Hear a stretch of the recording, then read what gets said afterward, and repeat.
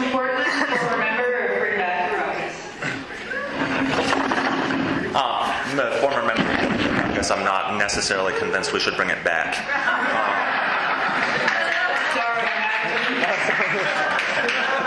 Just to be clear. I'm really excited to be here. I'm really excited to see all of y'all here. I don't have a strategy for revolution. I don't have the answers. I have some thoughts based on conversations and experiences about how to move forward. And I want to be clear, there are a number of important questions that I'm not going to touch on. That doesn't mean I don't think they're important, and let's bring that stuff in the Q&A. I also want to, if there's anything useful in what I say, I want to dedicate it to the memory of Joel Olson, who was a friend, a comrade.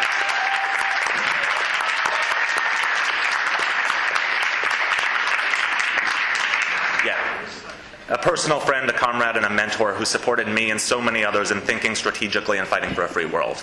So a couple of points. In terms of context, I think it's important to be clear that we're living in a really dangerous and exciting time. Whether or not capitalism is in its death throes, it's clearly in crisis, and we're seeing that in Europe.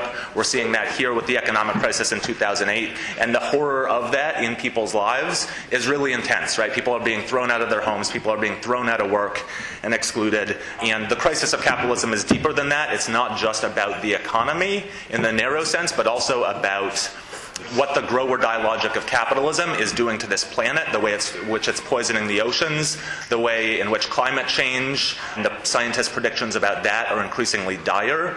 And this is a moment where revolution seems increasingly to be a matter of life or death for humanity and for this planet. And I think we need to be clear about that context and what the stakes are. I think we should be excited by some of what we're seeing around us and the resistance we're beginning to see against this system. The Arab Spring, I think what happened just about a year ago in London, where masses led by black youth, but also other youth, rose up and rebelled against the police and the institutions of official society, and then Greece, right? And then the Occupy movement here, which started with some people camping out in parks against economic inequality and grew to defend houses, to fighting the police, to shutting down all the ports on the West Coast. I think it's clear we're in...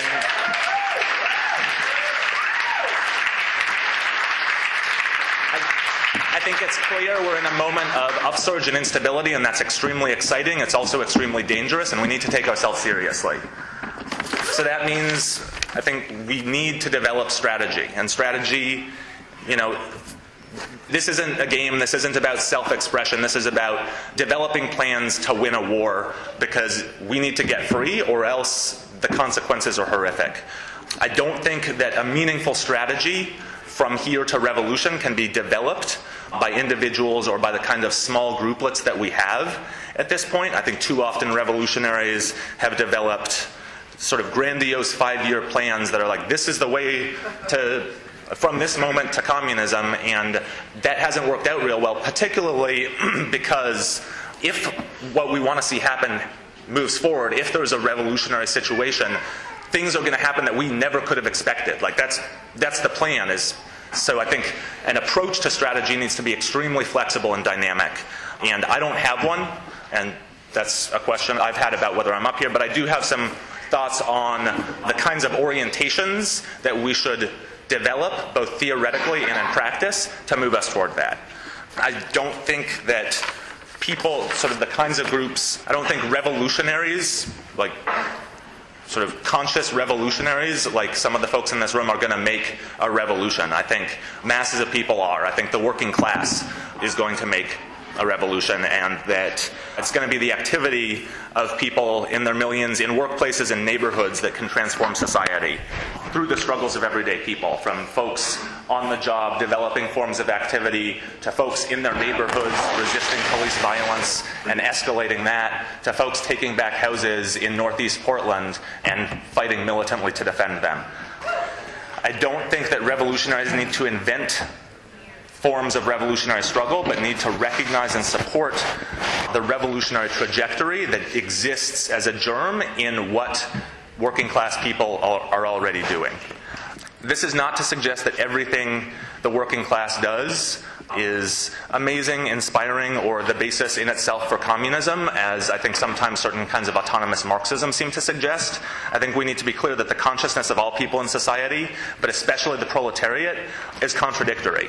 And we need to be clear that workers do have ideas and experiences where they understand capitalism as being at war with their humanity, and have experiences of human solidarity and the possibility of a different kind of world, and the ability from their own activity and consciousness to develop that forward.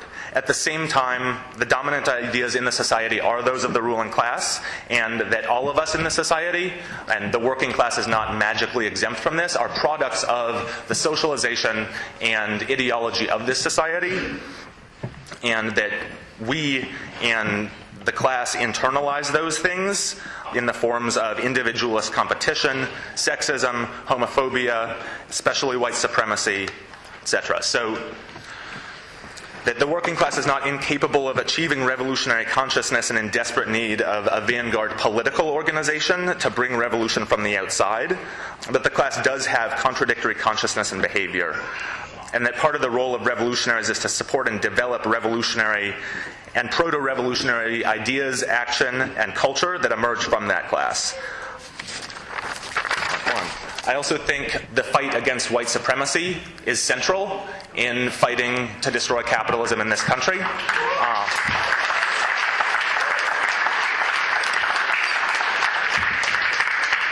I think the struggles of people of color, and particularly the Black liberation movement, have played a central and transformative role throughout U.S. history.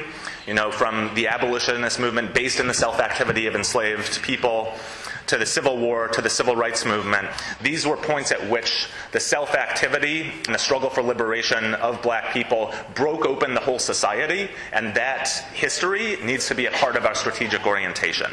I think in addition to the vanguard role played by the Black freedom movement, white supremacy and political manifestations of, I'm going to say it, white privilege have historically, and I think to this day, played a significant role in limiting the revolutionary potential of movements in the United States. From populism, trade unionism, student struggles, women's liberation, exciting and powerful resistance movements have broken on the rocks of white privilege. And without rupturing with this cross-class alliance between a sector of the working class and the bourgeoisie, our enemies who rule us, without breaking that cross-class alliance that is white privilege, movements are going to be reincorporated back into the confines of this system, and we need to break out of those and destroy this system.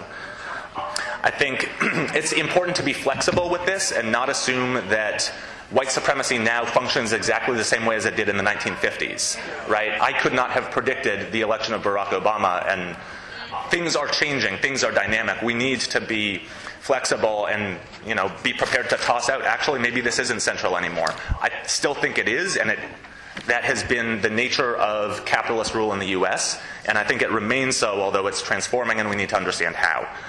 I don't think we should assume that the Black liberation movement and black and brown resistance to white supremacy are going to take the same forms that they did in the 1960s and the 1970s, but I think we need to understand that given the historical context, they're going to play a leading role. I think, to me, Occupy Oakland is actually an example of this, in that I think Occupy Oakland was the vanguard of the Occupy movement in the United States. And broke with the populist nonviolence of the movement and said, no, this is about destroying capitalism. No, we're going to build shields and fight the police. And I think that cannot be separated from the history of Oakland as a center of the Black liberation struggle, with the history of the Black Panther Party, and I think especially the struggles of folks in Oakland against and in response to the murder of Oscar Grant. I think that is the context, and that is about the struggles against white supremacy being central to what was largely this, at least in Portland, a white populist movement. The role of the history and reality of black liberation transformed that in Occupy Oakland.